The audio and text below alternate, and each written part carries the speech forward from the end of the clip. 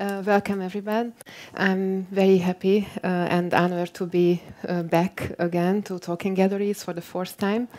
And it's a great pleasure to be part of this international platform. Originally, I was asked to present my own way as a case study, but I thought it would be more interesting to put it in a wider context. And yes, it's over there. To put it in a wider context and not just to talk about my own experiences, but also I was curious what other art professionals, especially art fair directors, are thinking about this topic. And I also made some research. And I also talked to quite a lot of fellow gallerists, and I was curious what they think. But before I start, I would like to ask how many of you consider your gallery young or emerging? Would you please raise your hands? Yes, thank you. And established or mid-level?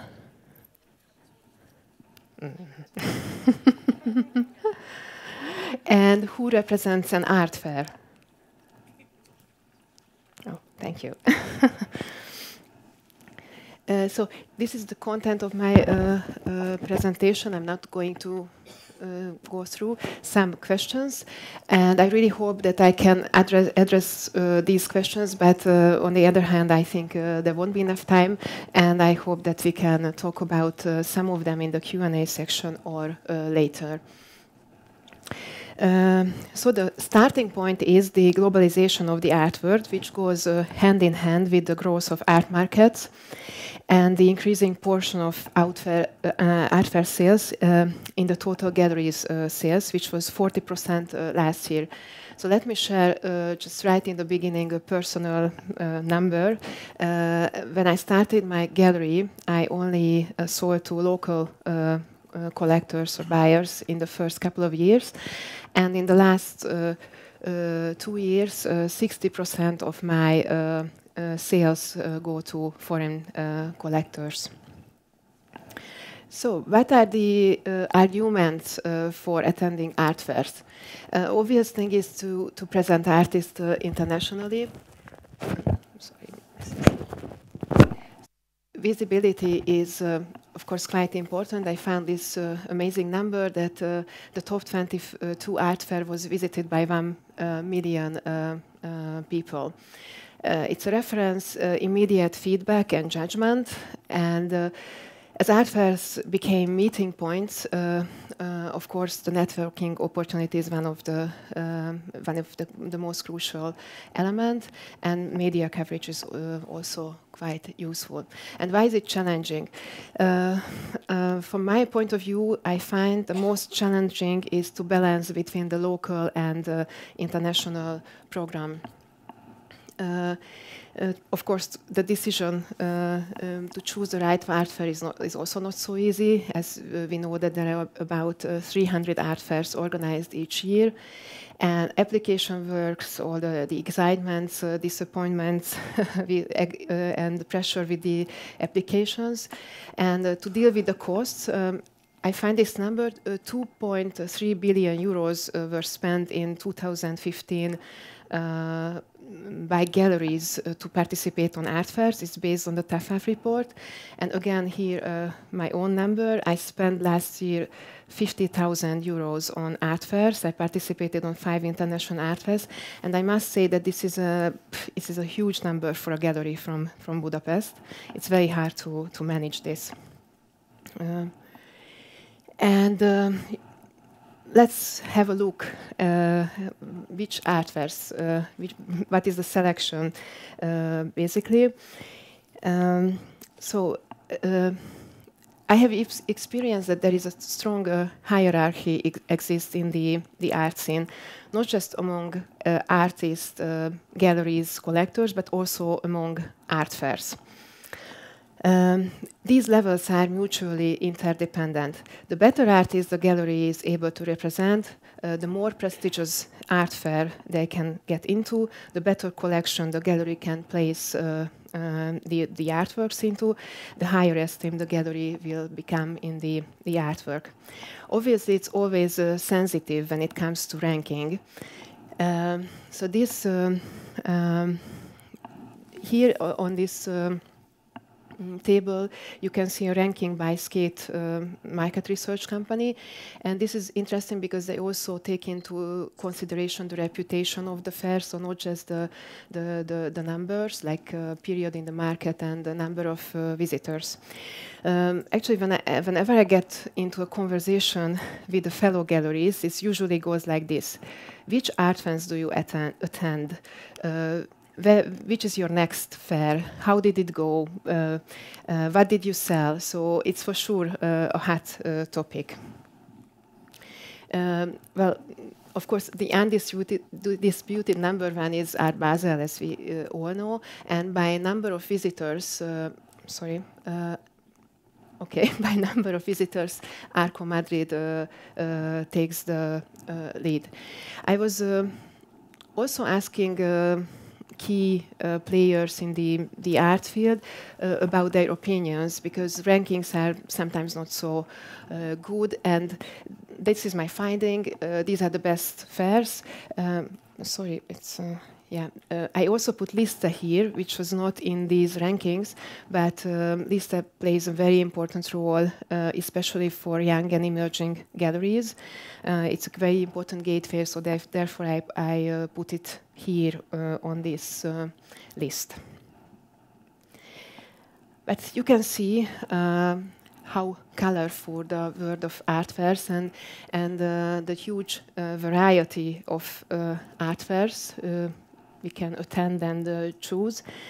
There are some very good fairs which has some regional focus or some other specialization. Just let me tell you one example, because we are in Barcelona, the Loop, which is specialized in video art.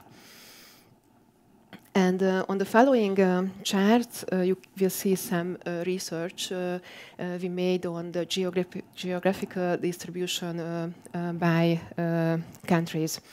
So why is it so interesting for me? So I'm coming from a region which is actually on the periphery of the art market, and we are always, interested in these kind of proportions and numbers, and we try to understand what kind of chances we have when we apply for different art fairs. So this first chart is Art Basel.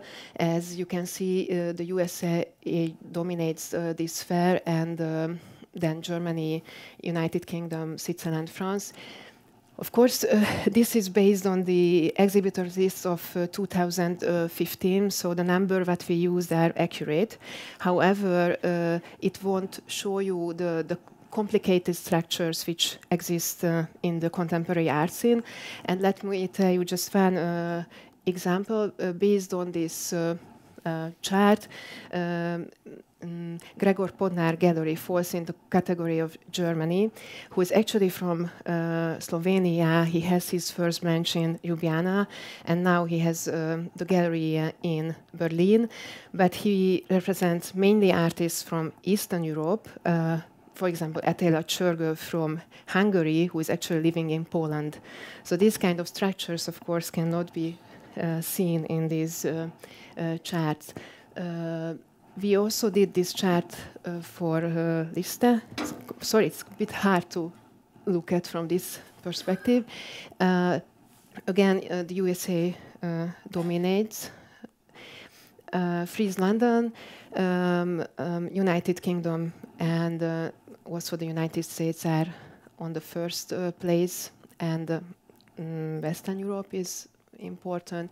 In case of Art Brussels, of course, not a big surprise, Belgium and France.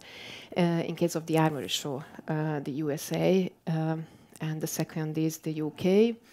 And this is a regional distribution, and you can see here that it's the Art Basel and Liste, they're quite similar. They have a quite similar proportion from the Western European countries, which is quite positive from my point of view. That Eastern Europe is quite well represented at Liste.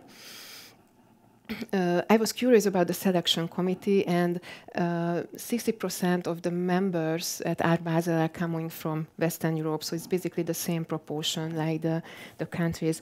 And here you can see the distribution of sales by value in the global art market, which show a very, very similar percentage.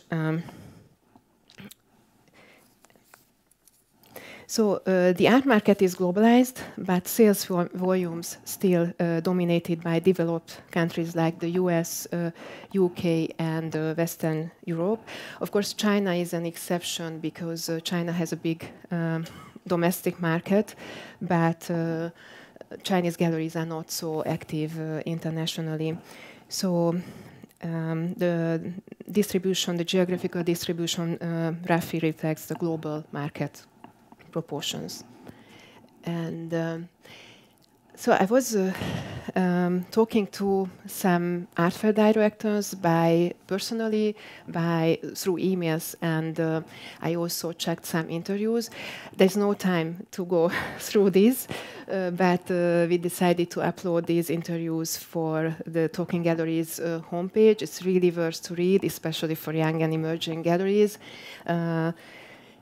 And the first one is with Peter Breyer. I only mentioned just a couple of things. He is saying that the most difficult for a gallerist is to learn to recognize important young artists and to get them. I really liked what he was saying. In case of Liste, he's saying only quality and the artistic program of the gallery matters, so geographical factors is not a main issue. I have chosen two other experimental but very important fairs, Art Brussels and you can see Katarina Gregos, the artistic director, and she emphasized the discovery nature of the fair, and the curatorial aspects are also important. Sara Kosulic Canaruto from Artissima, she's also emphasized the curatorial aspects very much, and they give really good opportunities and chances for young galleries. And I'm not going to talk about Mark Spiegler because we met him in the morning. One thing which I really liked, what he's saying, that the stronger the galleries are, the stronger we are. It's a very good quote from him. And he's also saying that to deal with different cultures than your own. And I think it's one of the essence of being a gallerist, and that's what I enjoy the most. And here is this big comparison table, which where you can see these major fairs, the total number of galleries, the number of countries they represent, and it's good that they all have a kind of section for young galleries, all with different names, except of course for Liste, because the whole fair is a big young fair. And you can see how many spaces they have in these young sections. In case of Liste, they take 10 to 20 new galleries each year, because the rest are coming from the previous years. And they were quite kind to give the information about the applications, how many applications they receive, and how many will be accepted at the end. And you can see, therefore, the acceptance ratio, which shows that it's the most difficult to get in is actually Liste. Only between 3 and 7% of the galleries will be accepted. FIAC is also quite hard to get because they have very, very small section for new galleries. Of course, it's not easy in any case. Arco Madrid has this opening section, which is by invitation, so the acceptance rate is not applicable. But Carlos was saying that they have this solo section, and you can see the acceptance rate there. So it's well, it's not easy to get into the young sections, we can say, but probably it's also not easy to get into the main section. I have some figures, like in case of Art Basel, it's 30%. In case of Frieze London, it's 32%. Actually, Frieze would not give the ratio for the young section, the acceptance ratio. But probably it's equally difficult to get into young or young section or main section because most these fairs like Basel and Frieze, they take lots of galleries from the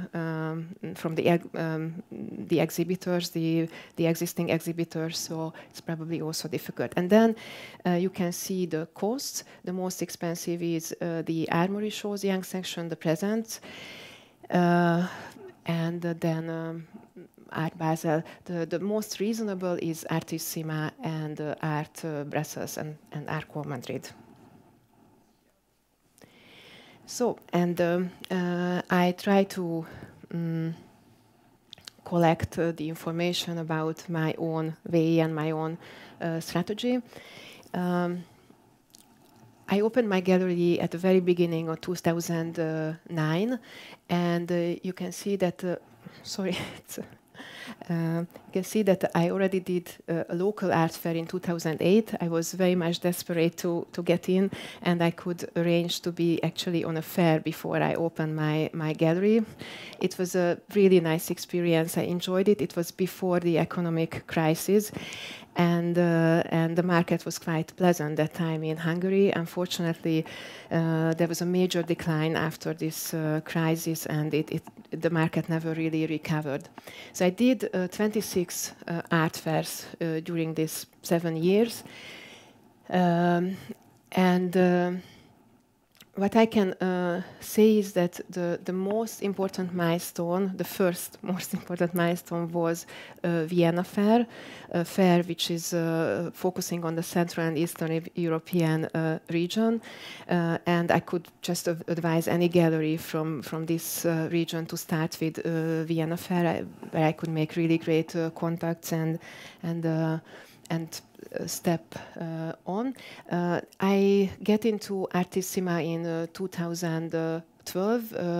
I was the first Hungarian exhibitor there.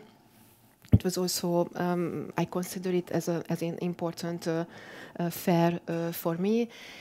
Arco Madrid was also important, where I was invited to this opening section twice. I was twice in the Armory Shows present section.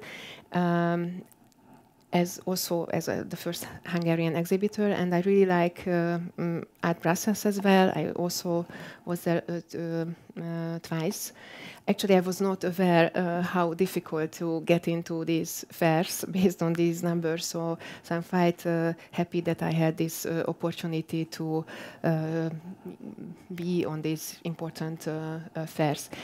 You can see that I tried some other art fairs as well, but I felt in these cases that they don't really match with my profile. So I tried them once and I did not return, but all of them were important experience, and I don't regret that I was there.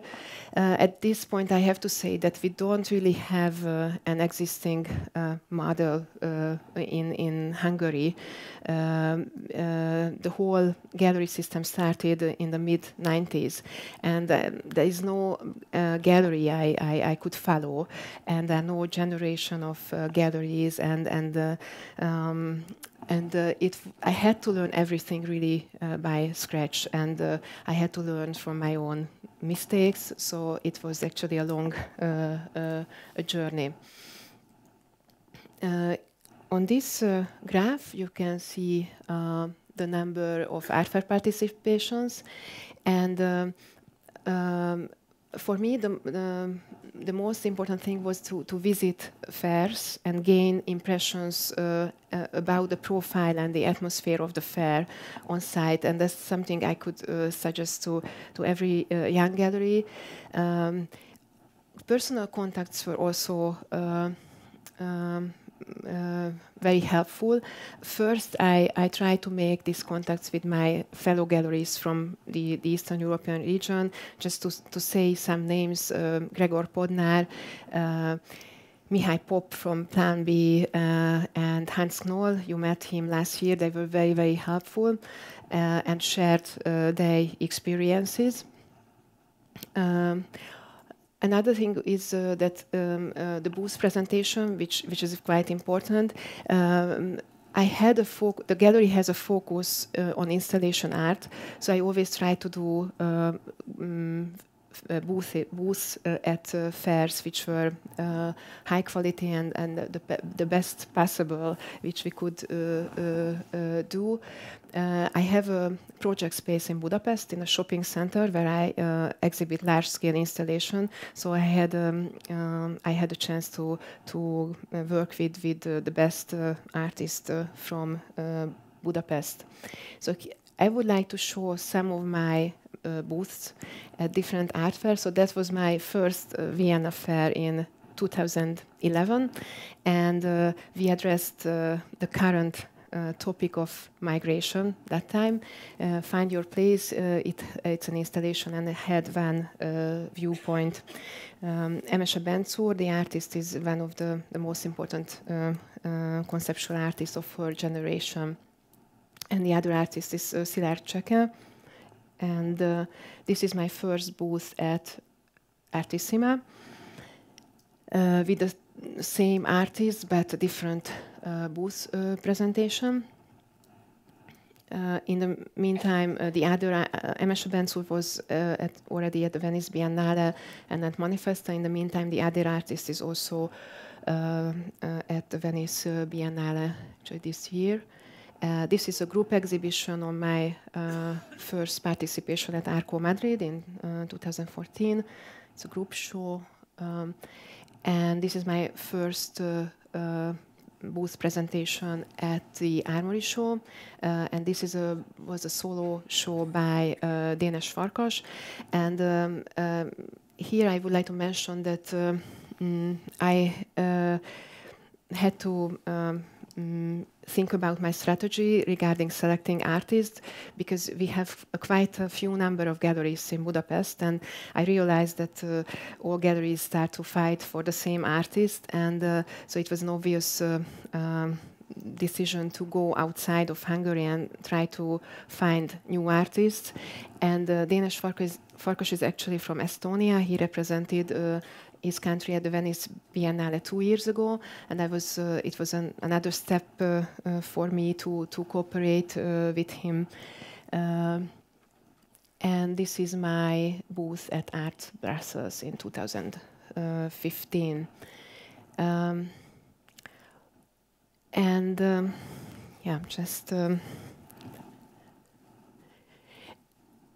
I was curious how many fairs other galleries are doing. I surprisingly experienced that not all of the galleries give this information on their homepage. But anyway, I selected some galleries, and I was just, I wanted to see how they do it. It's like, you see the galleries, Plan B, Elastic, third line from Dubai. I kind of like this chart because I did nothing for a couple of years and then suddenly became really active. Hunt and Kastner from Prague, Co Berlin, Masterval Buena, two galleries based in New York, Leering and Bureau. I also examined two well-established galleries, Krinzinger and May 36. Krinzinger Gallery did amazing number of fairs for a while, because it's 20 in 2011, and they cut it back, this participation, assume it was just too much. And I think a lot of us know Viktor Giesler. They doing this very stable, around 9 and 10 fairs per year. And I found one big mega gallery and David Zwirner homepage. There was all this information, and you can see that they also increased the number of art fair participation, and they stabilized it at the range of 20, basically 19, 20. So the conclusions. The presence in the quality art fairs can only build up gradually. Young and emerging galleries usually have the capacity for 3-6 fairs per year. Established galleries optimize their presence usually in the 8-12 fairs per year range. And the development is not linear for most galleries. From time to time, we have to think and step back a little bit and adjust the strategy. Actually, I'm just in this phase right now. I did 5 fairs last year, and I have just 1 full-time employee and 1 part-time, and it was just a lot. And also, I mentioned the cost, which yeah, it's not easy to do, because when you see these charts, you also have to think that David Zwirner, as far as I know, has about 100 employees in his New York gallery. So it's a little bit different to do 20 fairs with 100 employees than to do 5 fairs with 1 single employee. So I cut back just 1. So this year I did 4 international art fairs, and I plan another 4 next year. And some views about galleries. We talked a lot about Art Basel, so I hope you don't mind if I just point out this. Art Basel is like the Olympics or the European Champions League, and every good gallery and the artist wants to desperately to compete. It's actually not just one. Many galleries said something similar, that applying for fairs without success for years, it's like paying taxes.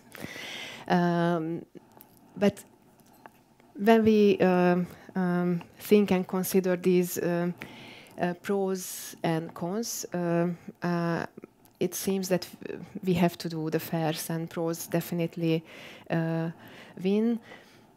So I talked a lot about hierarchy, competition, and fairs, but I would like to close my presentation and to say that I really hope that it's also about cooperation, and when it's competition, it's a fair and friendly competition. And I also believe that talking galleries can contribute to this kind of communication. So thank you very much for your attention. And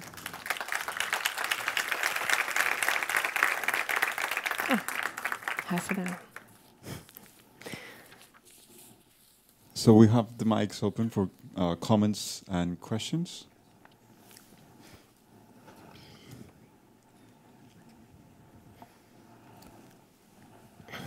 Thank you. Really wonderfully prepared and delivered. If a fair doesn't work for you, do you give it a second chance, or do you immediately decide not to do it again? Well, in case if it's a very high prestige fair, but if we see this top 10 and 15, I would give a second chance. But I have to say that I was actually very lucky with these 5 important fairs. You remember I mentioned basically Vienna Fair, Artissima, Arco Madrid, Armory Show, and Art Brussels, because I was accepted for the first time for all these fairs. So I didn't have to go through this disappointment phase. I experienced it with some other fairs, so I know how it feels to receive the letter that you are not accepted. But I was lucky with this, and I'm quite grateful to this fair. So, for example, I will not return to Artissima this year, but not because I don't like the fair. It's just simple. What I mentioned, it was too much, and I would like to focus on my local things. I would like to find a new gallery space in Budapest, but fairs which were really not for my profile, no, I won't return at all. So there were like 2 or 3, but you know, one R13. It was not for me. So it was by invitation. I participated on some fairs by invitation, either because they have a focus on Hungary, or they had a CE focus, and I think it's good, and why not to go? But no, I would not return to a fair which is not for my profile or I don't feel comfortable with. Do you establish a special kind of agreements with the artists different than the ones you have in your regular exhibitions at the gallery when you go to art fairs? Well, I have a contract with some artists, and but not with everybody. It's a good question, because I was thinking about to establish the different agreement with artists I take to art fairs, because I represent about 15 artists, but I show maybe 6-7 artists from my artists on art fairs, and well, it's a special situation for, let's say, my Hungarian gallery, that it has really high cost to present the artists, and what I feel sometimes that only the gallery takes the risk to go to the art fair. So for artists, there's no risk, basically. They just enjoy the benefits of being on the art fairs and getting the huge visibility. And it happened quite often, to be honest with me, that I sold very well on art fairs. The artist earned a lot of money, I can say, and I could not cover my costs. And sometimes I feel it's not really fair, but on the other hand, it's difficult to discuss this issue with artists, because of course it's a completely different perspective. Because imagine that I mentioned this 50,000 euros on fair, so it means that I had to earn 100,000 euros just to cover my costs, but the other 50,000 went to the artists, so they were happy with that, but I was not that happy. And also here I have to mention something which is part of this whole story, that in my country, in Hungary, we have a system for state support. So we have a fund called the National Cultural Fund, and we can apply to get some sort of fund to participate on art fairs where we exhibit partly Hungarian artists. And it's very important, because I think without this, the local galleries would not be so active internationally. And this is a kind of socialist heritage. It's typical in this ex-communist countries, we can say. Also Poland and Romania has a similar system, and it's really good. But actually it was also in Austria in the 80s, and that's one of the reasons that Austrian galleries became so strong worldwide, because they had this state support. So that coming back to the question, it would be nice that if the artists could contribute to the cost and all the effort that we make regarding art fairs, but it didn't happen until now. So.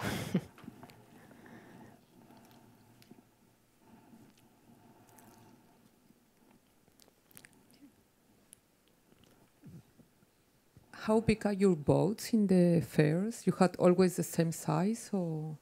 The booth sizes. I was always in these young sections of these major fairs, and normally the booths are around 20-25 square meters. But at Artissima I was once in the main section, but it was also only 30 square meter. So I have quite the photos you saw, they're quite small booths. So it's, of course, will be another development phase for me to go to the main sections and have a different dimension.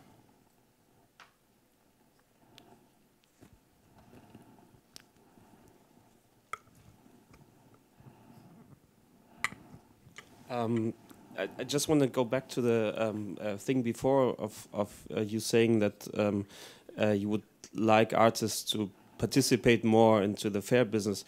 I think like a gallery, part of a gallery is taking that risk and going to an art fair, and also if an art fair doesn't bring immediate financial results, there might be other results which maybe show in a year, which show in 2 years. So I think it's interesting to say that like an artist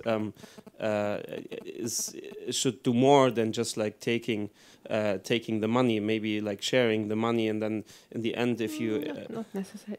yeah, but it's like can you go more into that and No, to be honest, I talked about this subject with fellow galleries, and somebody, of course I cannot say the name now, but was a gallery from Germany. He said that he asked for some artworks when he takes an artist for fairs. I'm not doing it. It's just it's an interesting approach, because on a long term, it's the interest of the artist that the gallery can be on these fairs all the time and represent on long term. And you also have to understand the special situations we are, because the price level of the Hungarian artists are much lower than the Western European artists. So a lot of times I'm very happy because I sold something, but it's still very hard to cover the costs. And with art fairs you've done for a consecutive time, does this still happen? So if, for instance, in I don't know, the Vienna Fair, which you have done, I think 3 or 4 times. No, 5 times. 5 times. I think, yeah. In which year would you say you went past the maybe covering costs and actually? Well, Vienna Fair is a special place because they sponsor or they support galleries from the Eastern Bloc, and they have a kind of support from banks, and we pay really quite reasonable amount of fee. I don't know if Tanya, can I say how much or not? Yeah. It was only 3,500 euros, and to cover this cost, it's not that a big challenge. But I was, actually I was lucky with the fairs because I always sold something. So I never had the type of disappointment which I see in many fairs that we didn't sell anything. It's not a good feeling. It's not just a financial point of view. It's just emotionally. It's not a nice feeling to go home and not selling anything. So as far as I remember, I sold something on every single art fairs, and I think Vienna Fair was a fair where I always covered my costs or made some sort of profit.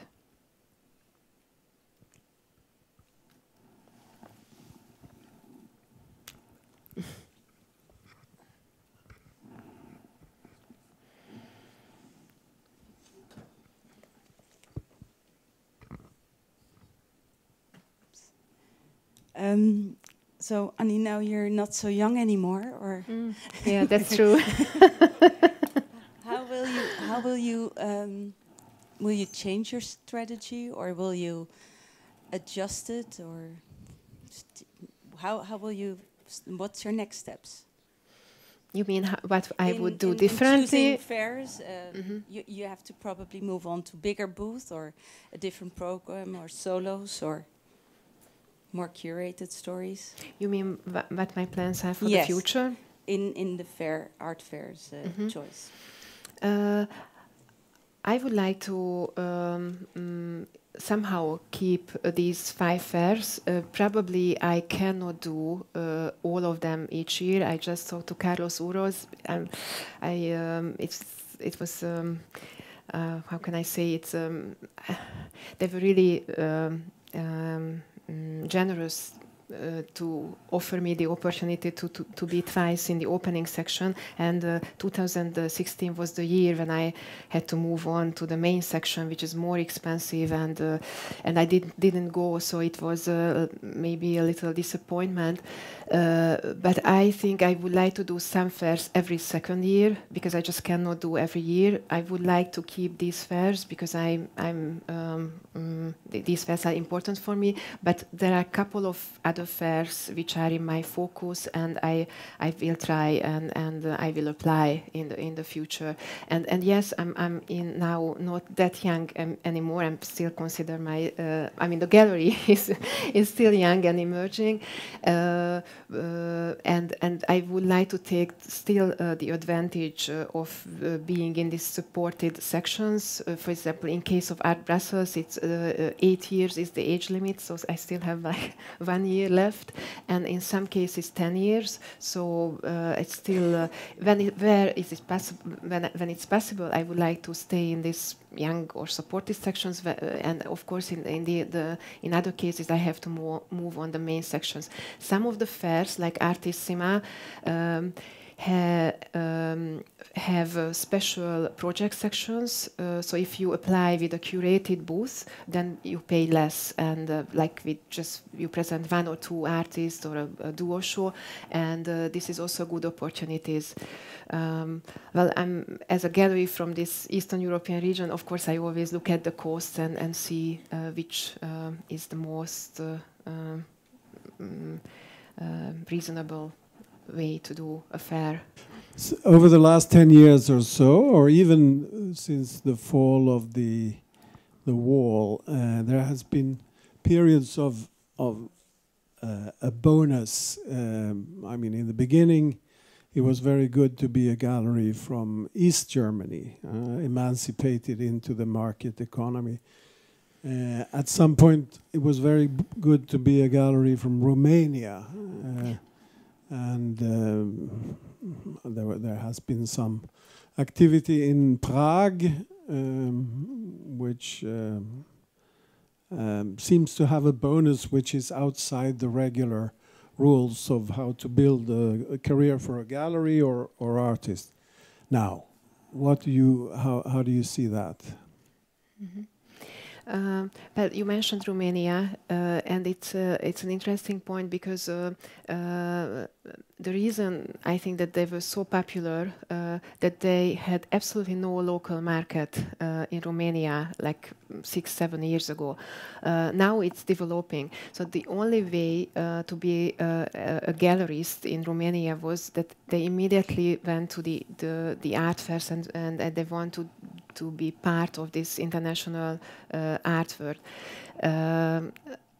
I'm not sure if I understand your question. No, but I mean, it's not only Romania or German. I mean, for a certain time there was a very strong focus on Polish young artists, or there was. I mean, it seems like the market or the focus has gone through the Eastern European countries, and I wonder if you see a pattern there, which. I mean, you obviously, from what you say, you haven't experienced the same for Hungarian artists. Yeah, there is not, but I think it's sort of interesting that the market, either the market or something else, goes from one country to the next without really focusing on 1 or 2 artists. Mm-hmm. Well, I think. Hungary and Eastern Europe is not particularly trendy now, but we also we also discussed before that Africa is a kind of like a hot country now, and then I remember for a couple of years it was India, before it was China. So Eastern Europe had a kind of magical moment, but it was, I think, in the 90s when we didn't have in the 90s when we didn't have really good galleries which could take advantage of this movements. I'm not sure if I completely understand what you asked. The question is interesting to reflect on why did this happen, or why, and how does the pattern look? Mm-hmm.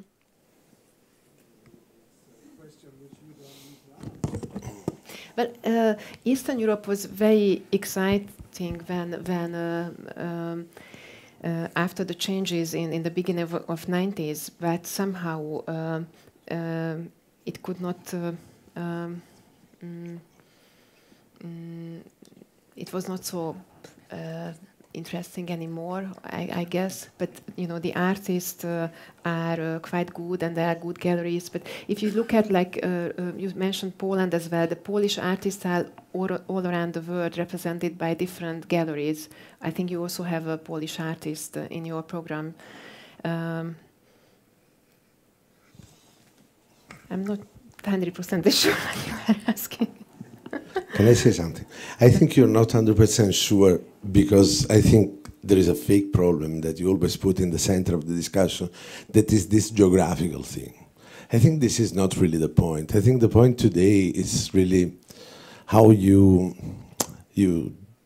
choose the artists you work with, how you develop your program, and how you're able, especially in this moment. I think we are unlucky generationally for so many reasons, but I think there is one good thing, that we are connected.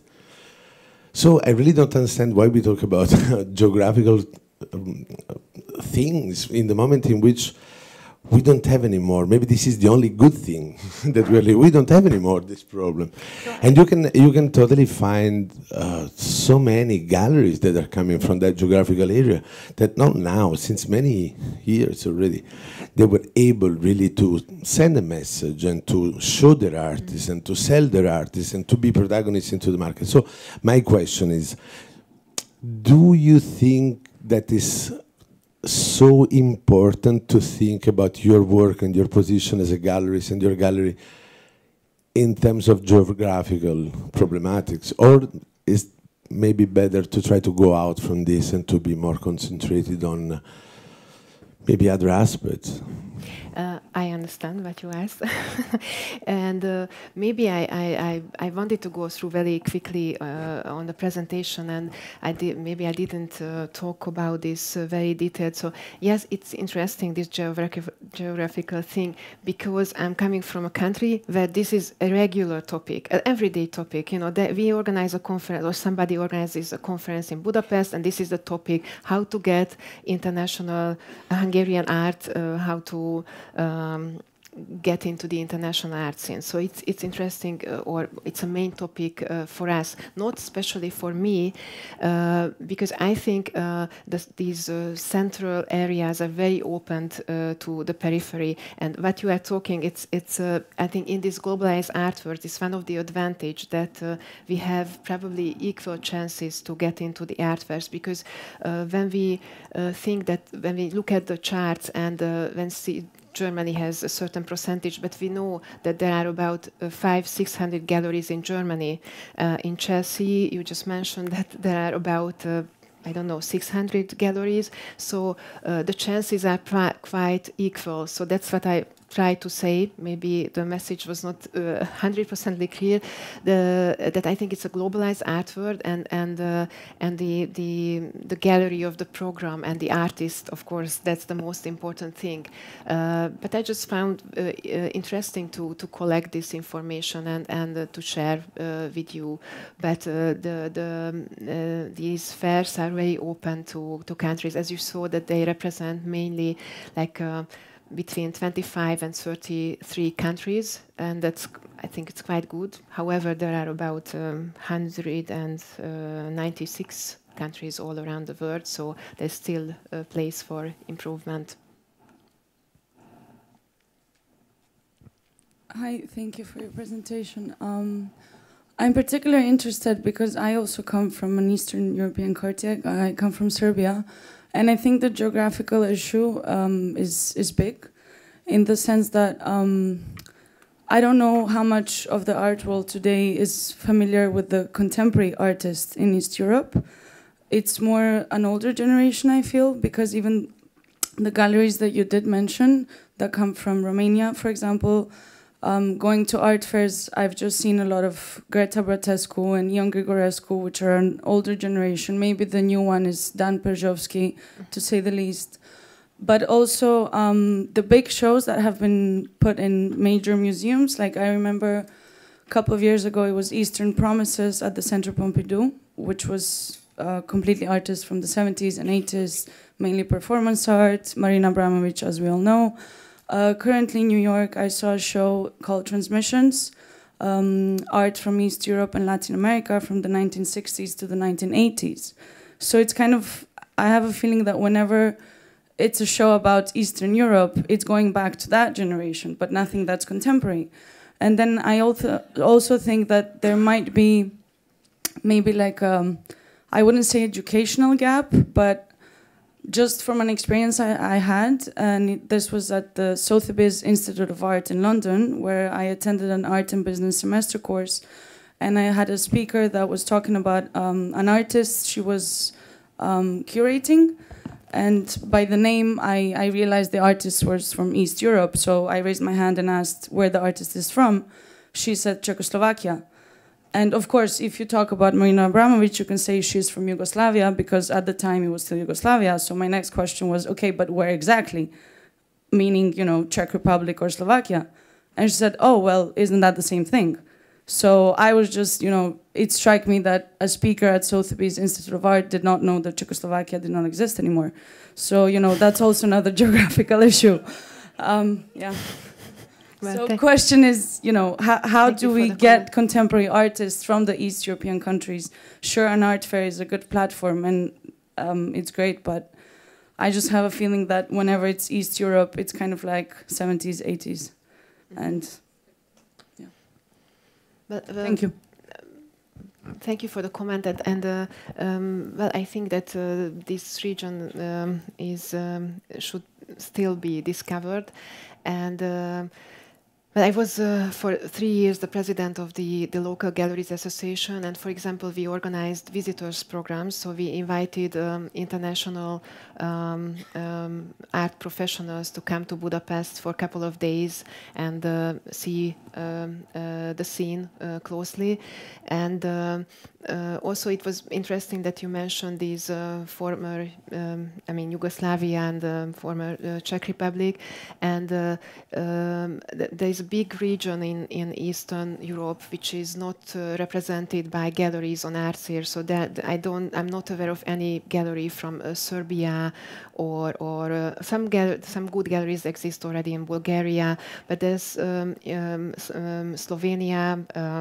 Croatia, there's no gallery on the art fairs from Croatia. So, these are big countries, and they have artistic productions, and they have great artists. So, I really feel that there's a lot to develop from this point of view as well.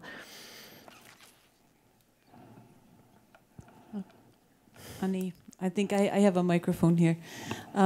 Thank you very much for your presentation. I actually thought it was interesting to see these configurations of how you identify which art fairs have which kind of geographical representation, etc. I think any art fair would love to have your charts to actually have that, because actually they spend a lot of time doing this kind of analysis to find out what their competitors are doing.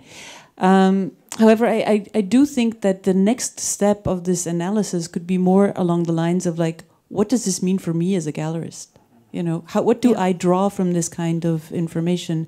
Because I think, as some of the audience's comments have shown, it's really about where you sit in the world with your gallery and your artists and what you want to achieve from these art fairs. So whilst you are in Hungary, you have a specific set of criteria which makes these particular art fairs interesting for you. Whereas if you're somewhere else, you might have a different set of criteria. Mm-hmm. And I suppose for any gallerist, that would be the analysis following the first analysis that has to happen. So what do I do now? Which ones do I choose? Are any of these the ones that I really need to be at or not? And coming back, the criteria of, well, what happened for me there? Did I sell a lot? Did I make great contacts? Did I meet institutions? Did I meet potential, future collectors? Did they get back to me? Did I get back to them? That to me would be kind of like the next step that would be important for a gallery to make. So that wasn't a question, it was just a comment. Yeah, thank you. Of course, I could talk a lot about my experiences on these different art fairs, but I thought it was, the time was quite limited. Maybe I just can mention at Brussels, I found the collectors and just the general public really positive about my gallery and my program. So it's certainly a market I would like to return every year. You know, sometimes you do, for example, in case of Armory Show, it has, you know, it had different effects. The one is that I was the first Hungarian exhibitor, and there was like lots of articles in different local art magazines. That yes, we had a gallery in the Armory Show. So this is also a kind of effect that we take into consideration. But on all art fairs which I mentioned, I made really good contacts, and I met collectors, and these contacts, I really work with this just on a daily basis. So actually all of them quite important, and I would like to maintain this international presence of the gallery, which is, as I try to explain, it's not easy, also because of the capacity, and also because of financial things. I have a question for you as well. Just listening to the different opinions of galleries considered young, emergent, in terms of how much they have to invest in fairs and in having a gallery space, and how considerable that is if they don't have, you know, private means. How necessary is it now for galleries to be talking about ways to collaborate, to support each other when they participate in fairs or when they share spaces, perhaps? I mean, is that a direction you think galleries should be going more in now? Particularly, for example, here in Talking Galleries, you've brought together lots of galleries. Is it a time to be thinking about how to support each other in doing more fairs and in sharing exhibition spaces across, you know, across Europe? Mm-hmm. I think to share booths on a fair, it's a great thing, and it can be a great cooperation. But you can only do it if you have really like either common artist you represent, or you have a really great relationship with the gallery. I'm planning to do it with a couple of galleries from Western Europe, actually. I hope that the art fairs will also accept it. Not all of them like this possibility. I always try to cooperate with my local Hungarian colleagues if we go together for the same fairs. It happened in a couple of cases. Like there's another gallery who participates at Arco from Budapest, and we always do the transport, the shipping together. So these kind of cooperations, of course, exist. But I've meant in my last sentence that I think it's very important to share the information. And when I started my gallery in the first couple of years, that was the most difficult, because 6-7 years ago there were not so many articles about this issue. So now there are lots of information available. But that time it was not easy to understand which fair is good, which is not good, which could be maybe suitable for me, and so that's also an important thing to share and to communicate about this.